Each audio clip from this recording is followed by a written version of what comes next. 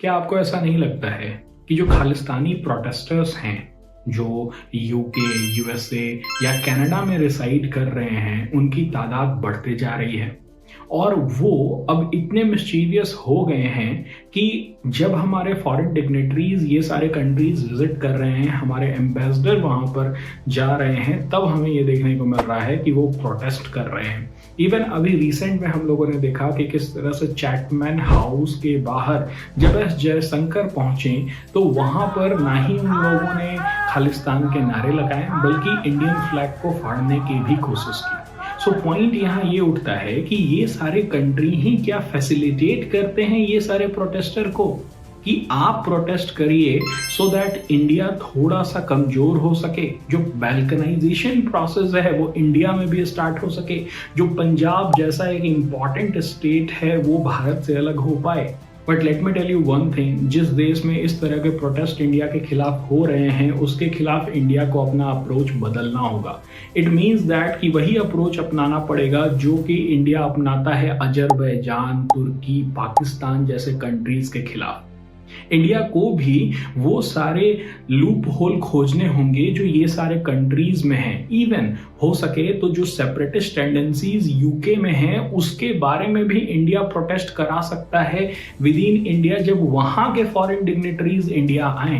मैं समझ रहा हूं ये थोड़ा सा टिट फॉर टैट डिप्लोमेसी हो जा रही है, but this is the reality कि ये सारे प्रोटेस्ट बढ़ रहे हैं। कोई भी ऐसा कंट्री नहीं है दुनिया में जहां सेपरेटिस्ट टेंडेंसी नहीं हो, और उसमें यूके नाम का कंट्री जो है उसके तो बहुत सारे ऐसे रीजन हैं जो उससे अलग होना चाहता है। फॉर एग्जाम्पल अगर बात करें स्कॉटलैंड का, तो स्कॉटलैंड एक रेफरेंडम की वजह से सिर्फ बचा हुआ है जिसमें कि कुछ ही परसेंटेज के वोट अगर कम होते तो आज स्कॉटलैंड अलग होता, यूके का पार्ट नहीं होता। नॉर्दर्न आयरलैंड का लॉन्ग टाइम का डिमांड है कि वो मेन लैंड जो आयरलैंड है उससे मिल जाए और यूके से अलग हो जाए। There is one island group that is called Shetland Island जो कि नॉर्थ अटलांटिक में है। वो सालों से मांग कर रहा है कि उसे नॉर्वे का पार्ट बनना है, क्योंकि इन हिस्ट्रीज अगर देखा जाए तो वो कभी नॉर्वे का पार्ट हुआ करते थे।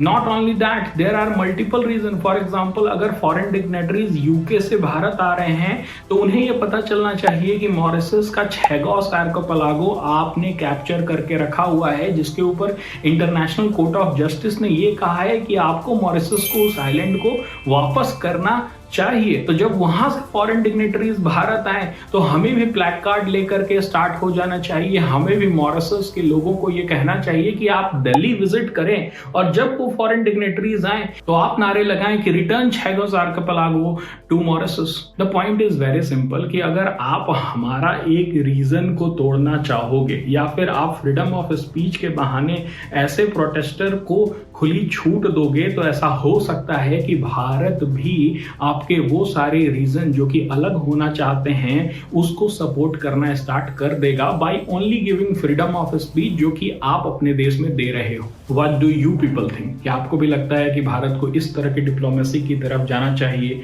या फिर जो प्रोटेस्ट हो रहा है उसे होते रहने देना चाहिए? क्योंकि बहुत सारे लोग होते हैं जो कि खुश नहीं होते हैं गवर्नमेंट से, but that does not mean कि आप अलग हो जाओ। What is your thought on this? Please comment on the comment section. Thank you.